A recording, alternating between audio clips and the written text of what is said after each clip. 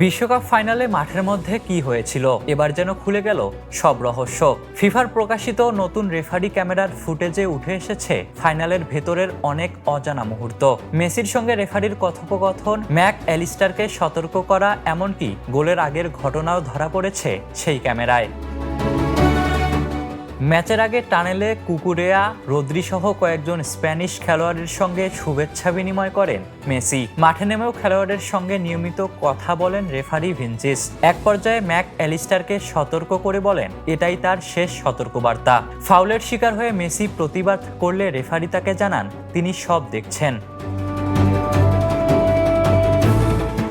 তবে সবচেয়ে বেশি নজর কেড়েছে মেসি পারাদেস প্রসঙ্গ। হলুদ কার্ড দেখা পারাদেসকে সামলাতে মেসিকে পরামর্শ দেন ভিনচিচ। তিনি চাননি পারাদেসকে মাঠ ছাড়তে হোক। এরপর ফেরান তোরেসের জয়সূচক গোলের মুহূর্তও ধরা পড়ে ক্যামেরায়। গোলের আগে সিমিওনের মোজা ঠিক করার দৃশ্যটিও দেখা যায়। শেষ বাঁশি বাজার পর লামিনী ইয়ামালের উচ্ছ্বাস, গার্ড অব অনারও মেডেল পাওয়ার মুহূর্ত রয়েছে ফুটেজে। তবে সবচেয়ে চমকপ্রদ তথ্য আসে ম্যাচের শেষে। দানি অলমোকে ভিনচিচ জানান এই ম্যাচই ছিল তার জীবনের শেষ ম্যাচ, অর্থাৎ বিশ্বকাপ ফাইনাল দিয়েই শেষ হয়েছে তার referring career. Ishtiaq Mahin, the news.